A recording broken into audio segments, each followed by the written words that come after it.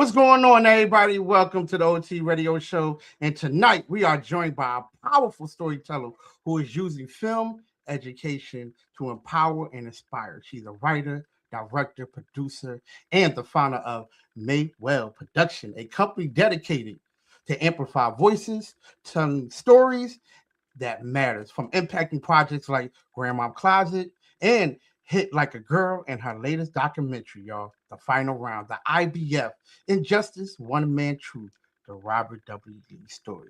She continued to shine a light on truth and real life experience. So please help me welcome the incredible Lisa Maydwell. How you feeling? How you feeling? Hello. I am wonderful. It's a beautiful day. Yes, it is. Yes, it is. But thank you so much for joining us here on the show, and welcome all the time. So let's dive into it, because we was talking off air, and I gotta just dive right into it. Let's go. What made you say I have to tell the Robert Lee story? Well, I actually got a phone call from a classmate. We were in elementary school together. His name is Gerald King. And he said he had a friend who wanted to have a book written. He had already commissioned someone to write the book, but she never gave him the book, never gave him his money back. So they were kind of desperately seeking someone who they could trust to tell his story. So I agreed to write the book if I got the rights to the documentary. So that's how that came about. I love it. I love it. For those just tuning in, who was Robert W. Lee Sr. and why does his story matters today in this society? Robert W. Lee was a man who was born and he was raised in New Jersey, in Famwood, New Jersey, and eventually moved to Scotch Plains. He did a lot of first African American to be a police officer in Scotch Plains, first African American to run for sheriff, and numerous other things that he did until he found his way to boxing. And once he got into boxing, he saw the injustice for many Black and brown fighters. They weren't getting a shot. So he ran for office, and they did some scammy stuff and he didn't win. And he was so frustrated. He came back to New Jersey, and one of his friends said, we ought to just start our own federation. And so they convinced him to be the president for the International Boxing Federation. And they just took it from there. And through that, he gave many opportunities to not only boxers, but to females and African Americans who had never been judges or referees. Yes, because I've seen that. And someone was from Philadelphia. So, right. Congrats, Philly on. But let's talk a little bit about, what part of his journey impacted you the most while you was creating this film? I think the current time of him just wanting his name to be cleared. And that was a driving force in completing this documentary, because we started it during COVID. So it took us a while to actually get it going. And in fact, when we went to interview him, we all had to mask up because we wanted to protect him and his wife, Miss Shirley. But yeah, he did a lot for his community. And he was just a gentle soul, and he just wanted his name to be cleared. He wanted people to know that he was not the criminal that he was made out to be, and I wanted to help him tell that story. And I'm glad you talking about the injustice, and let's stay on that topic for a little bit, because the documentary touched on injustice, and what truth were you determined to bring to light when you talk about the injustice? One of the injustices was early on in his life when he ran for sheriff. The Republican Party convinced him to come and run for sheriff as a Republican. And what they did was they drew the Black vote away from the Democratic ticket because Mr. Lee was so well respected. And they knew that. And in that election, when he ran for sheriff, everyone who ran for office as a Republican got in except for him. Wow. Yeah. Wow. Hold on. Wait a second. Wait. Wow. So it started way back before he even got into boxing. Before he even got to boxing. Yes. Wow. And then the next injustice was when they were trying to get dirt on Don King. They had, as they said, shot twice at Don King, trying to get him on this charge or that charge, and they couldn't get him. So they went to Mr. Lee and his son and said, give us some information. We don't care if it's the truth or not. Give us some information that will help us get Don King, and we'll leave you alone. Yeah. I mean, for everybody, we talking to Miss Lisa right now, and I could say this right now: that injustice that you're talking about is real. Y'all can see the documentary on Tubi right now, so I will recommend everybody to go to Tubi and watch it. Final Round is on Tubi. Y'all make sure y'all watch it. Now, how did his wrongful conviction affect his legacy in the sport of boxing? Well, first off, they banned him for life from the sport. He was forbidden to go even into a boxing match as just a spectator. So and then just when you look up Mr. Lee, which I did when I first took on this gig, when I looked him up, all I saw was negative. Everything was negative, just surrounding the trial. Nothing about him being the police officer, being on the boxing commission, none of that. It was all negative. And I wanted to clear that up. Well, you sure enough did a very good job. I can tell you that. I can tell you did a very good job because he had done a lot for the sport of boxing. Right. From having the first Black referee, having the first Black woman judge. Right. There's actually two of them. Yes. And that is overlooked a whole lot. And you're absolutely right. When you look it up, it all negative. Right. And they don't talk about how he came up with the headgear, helped create the headgear that football players now use. Because he wanted to protect the fighters. And he also came up with a type of pension plan where fighters had a certain percent of their purse would go into a fund for them. And once they were out of boxing for a couple years, they could go back and get that money to help. Because, so many fighters, end up broke in the end. And it wasn't because they weren't given the money. It's just that they didn't know how to manage the money. Because if you look back, Don King created a lot of millionaires in boxing. Yes, he did. Now, they may not remain millionaires. He did what he was supposed to do. Right. So let's go behind the scenes because I know, like you said, during the time of filming was during the COVID time. Right. What were some of your biggest challenges trying to bring the story to life? Well, the first challenge is when we got to New Jersey and we rang the doorbell and Miss Shirley, his wife, had no idea we were coming. He's like, he told her, didn't I mention that? So here's this group of people showing up at their front door in the middle of the day talking about we're getting ready to film you in your house. So that was the first challenge. And then the next challenge was going through, he has so much memorabilia, so much that we was going through it because we wanted to get as many facts as we could.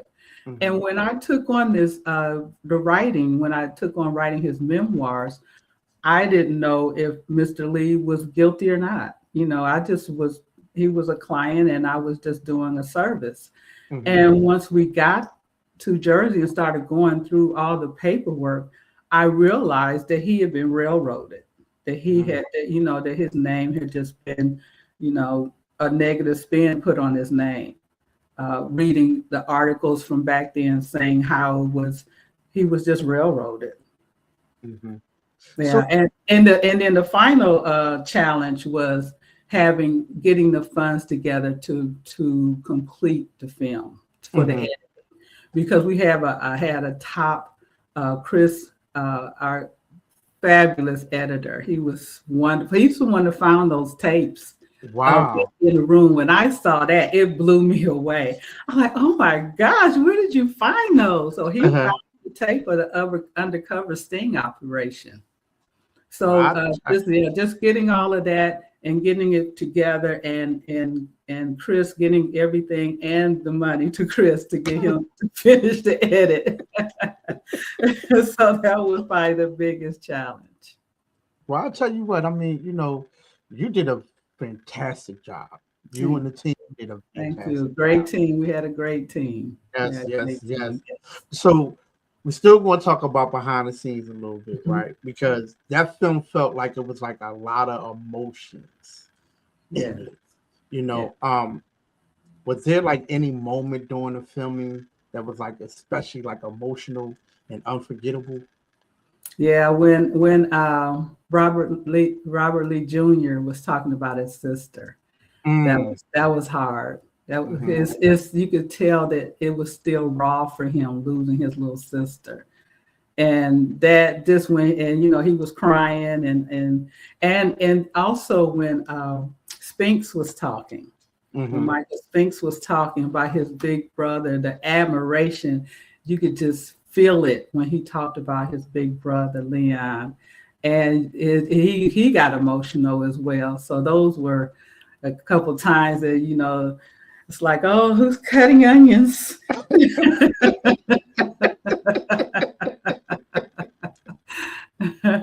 Oh man. Mhm. Well, let me ask you this because you being a writer, how did you like combine everything that he was talking about and put it in the book just right for people to understand? Take me through that process. Well, it helps that I was a elementary school teacher and taught writing. So, I was used to having to put things in format that everybody could understand. Hmm. So it was, I recorded him. I recorded him for months, probably about a year. I would record him as he would talk. And I would just sit there and listen to him talk. And sometimes I would kind of nod off. So when I would play it back, I would hear me kind of snoring in the background. Sometimes I would be eating and I could hear him chewing, and I'm like, oh my gosh, I hope he didn't hear that. But he was just, and his memory, because like I said, he's legally blind, so Hmm. he had no notes. All of that Hmm. was straight from his head on the Wow. documentary. That was what was amazing to me, that he could Wow. remember all of that. Wow. Wow. Yes. Like I'm sitting here, I'm still like amazed at how you put it together, how you put the memoir together, and how you put it into a documentary, especially with the good teams. Like, um, how did this film like connect to your mission of empowering through storytelling? Um, I think just letting people see that it could be done, that Mhm. just an ordinary girl from Indiana can write a book that people will want to read, create a documentary that people will want to see, and just knowing that it can be, dreams can come true, because filmmaking is my dream, and Mhm. and it was something that, and that's why I kind of made that deal with him, because I knew it would make me have to follow what I wanted to do, which was filmmaking. Right, right. So let's talk about your other projects because a lot of times when we start to see some of the projects and the final round like really spoke out. But you got Grandmom in the Closet. Let's talk about that right there. Grandmom in the Closet. So Grandma's Closet is an animated series that teaches Black female history. The Mhm. first proof of concept episode is Ruby Bridges. So we just take, it's the grandmother and granddaughter, which the inspiration was my mom and my granddaughter, their close bond, and the stories that she tells her about, things of the past. And so that's what inspired me to write this. Mm-hmm. And just when great storytellers tell a story, you feel like you're in the story. And that's what Grandma's Closet is. The grandmother tells such a great story that Kamila thinks that she's there with the person. So we put her in the setting of a day in the life of that person, a day that inspired them, that changed their life, where they affected the world. And she interacts with them while she's gone back to that time frame. Wow. And with that, it also comes with a writing curriculum to help teach creative writing. So it teaches and it entertains and it teaches. Oh, I love that. I love that. Listen, I'm gonna have to watch that animation for real, because I mean, that's good. You just telling that right there, and then it's actually based off like the grandma. Right. Like that tells a lot. And then afterwards, it's teaching you literature. Like, okay, teacher, I see you. I see you. Right. Because I didn't leave teaching because I didn't love it. I loved teaching. I did it for 17 years. I left it because I had a bigger dream, and that was filmmaking. But I still try to get in that education piece whenever I can. Well, let me ask you a question, because I always ask the teachers this, right? Especially when you have a teacher that curriculum like in writing. When someone sends you something and you read it over, do you be having like your red pen and you be circling it and putting "not" instead of the "is" supposed to be an "it"? Instead of the a period right there, you put your comma. Tell me, do you do that? So when someone sends me something to read, I don't want to discourage them. So what I do is I give them pointers on how they can make it a little better. I'm really nice with it, because people expect teachers to, make their paper bleed with all the red markings. But I just, I'm just real like, and I also explain too, these are some of the same mistakes and errors that I made as a beginning writer. So letting them know that it's not unusual for, if you're trying to write a screenplay, that you're having too much dialogue. That's a common mistake people make, especially if they wrote books before they wrote a screenplay. Yeah, because how you put it together after you didn't wrote the memoir and then you put it into a documentary, it seemed like it flew, like the flow of it. And I could just imagine, because I already got the book ordered on Amazon. So the book should be coming to me, even though they told me it was supposed to be here by the 6th. But, they said that it's still waiting. So it might be coming tomorrow. But I could just imagine reading the book after watching the movie or the documentary.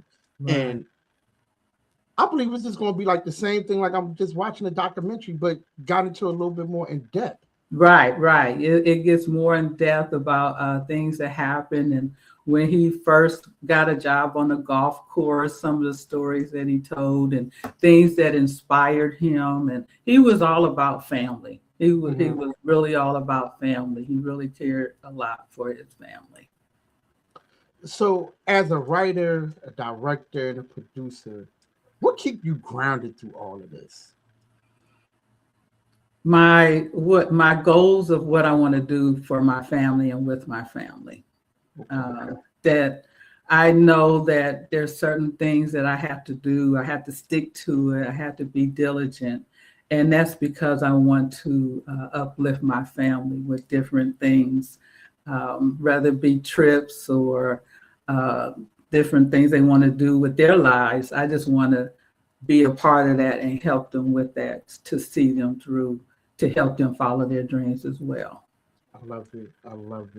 So let's piggyback a little bit back off of the final round 16.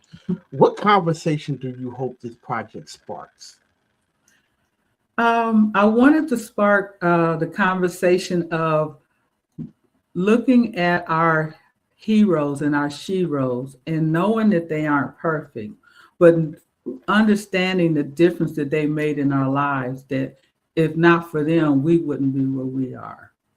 And so it's just honoring those who can't come before us and remembering that we're standing on the shoulders of our ancestors and they want to see us succeed. And I want to pull as many people with me as I go to make things happen. I'm pulling people with me. I love to mentor others and help them reach their goals. And that's what drives me. That's what makes me want to continue with this and make as many projects as I can while I can, Yeah, yeah, and help yeah, other people with their projects as well. yeah. Because this story right here will touch anybody in the boxing community. Like, we should be having like a whole petition. He should be in the Boxing Hall of Fame, and that's for real. I've sent in couple letters. I myself and one of the other people who worked on the project with me, we sent in a letter petitioning for him to be added. He should be. He should be because I know Right, he's in the Jersey. I know he's in right, the Jersey Boxing Hall of Fame, but he right, should be right. in the actual Hall The of Fame big one, because right? yeah, Exactly. yeah, because what he have done for the sport of boxing is phenomenal, and the fact that a lot of people, and I guarantee a lot of people don't even know that he was the founder of the IBF.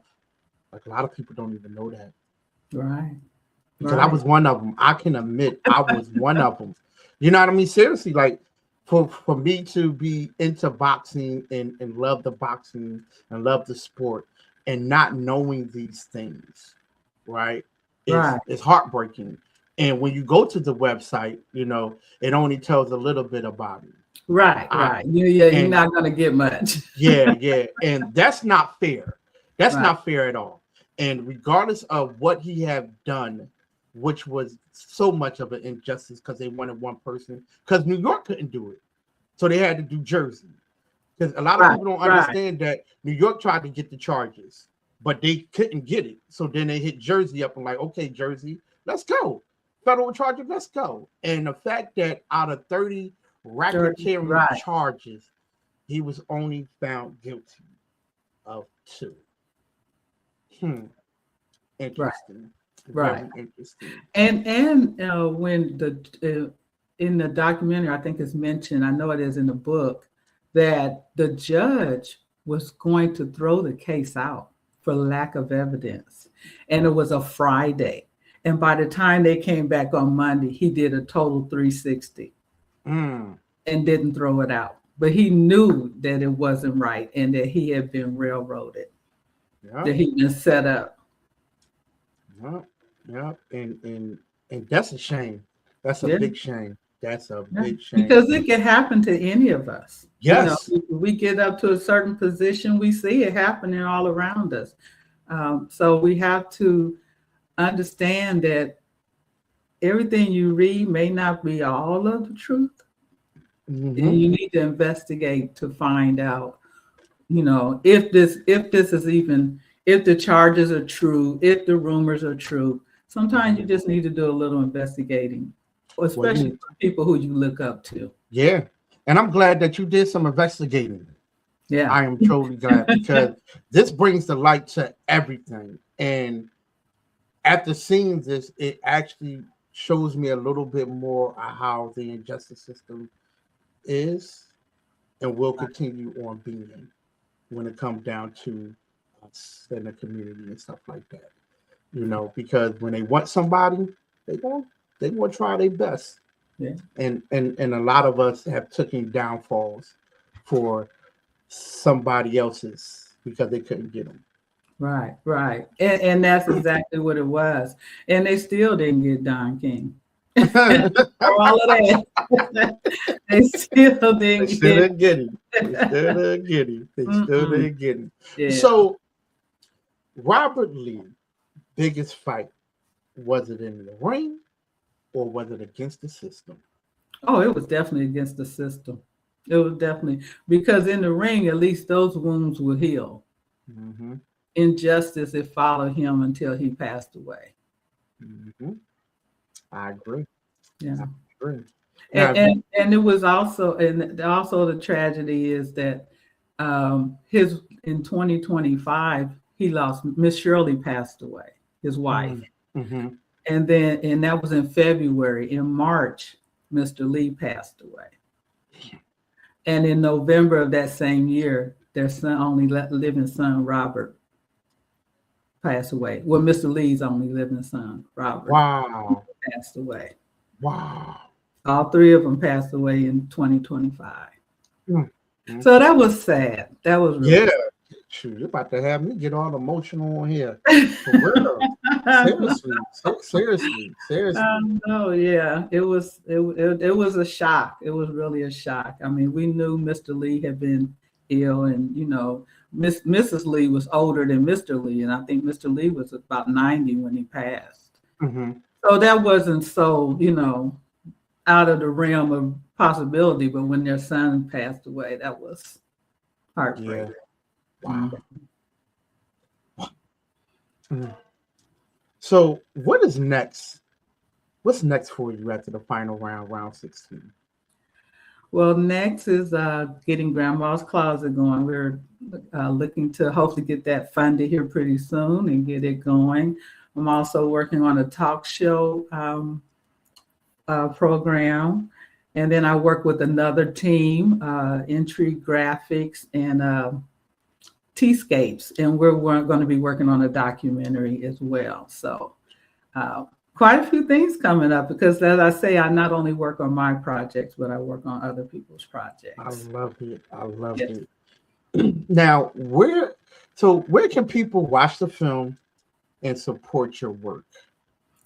If you just want to pay money, you can watch it on Amazon, Fandango, Vimeo, and Apple TV. But if you like me and like free 99, go to Tubi and watch it. And I saw last night that it was one of the featured films at the top of the list. Hey, so that's where you can go to Tubi and watch the final round. Hey, listen, y'all make sure y'all watch it. I'm telling you, it's a very good documentary, and I already watched it twice. Mm-hmm. And knowing that I had to go to work, I was up watching it. Well, lady probably got mad at me a little bit, but I was up watching it, and she went to sleep. But I was up watching it, and when I tell you, it was like, wow, okay. And this is the book that it's based off of. The final round 16. You say you got yours coming. Appreciate it. Yes, I got mine coming. Now I'm gonna have to get a signed copy from you. So where can I get it? I didn't realize that you were in Atlanta till today. No, we're gonna talk behind that. We're gonna talk behind the scenes. Okay. You know what I mean? Because I don't like to tell everybody where, but yeah. So yes, we'll make that happen for sure. For sure. So next up, I gotta say this, because tonight's conversation really proved that some fights don't end in the ring. Right. They end in truth. And what you have done, how you put it together, and what are you bringing to the table is nothing but the truth. And I thank you so much for doing that, because we need filmmakers, film writers. We need people like you to tell our story. Right, exactly. And I appreciate that. And if anybody appreciates boxing, they will appreciate that.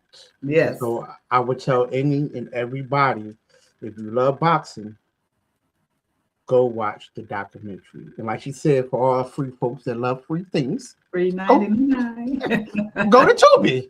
Go watch it. Go to Tubi. Because they will host our movies. Yes, they will. I can tell you that.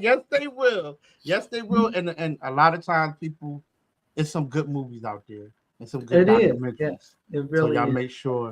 Make sure y'all watch them. And like I always indie filmmakers. Yes, because we're giving you stuff that you're not getting. Number 24 in the series. We're getting you original content, so support indie filmmakers. So where can they find you at?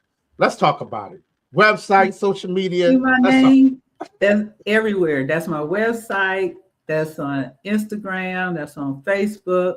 My name, because it's so unusual. I just use my name.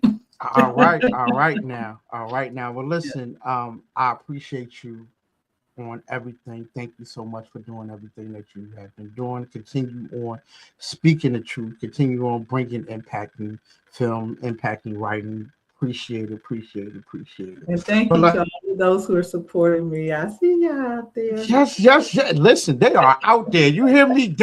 They are on this right here. And like I always tell people, we always bring good content here. We always Mhm. bring the truth here. Like I Yes. always tell people, your voice, your purpose, and your mission matters. So, like I always tell them, if someone asks you how you're doing, you tell them you're doing better than yesterday.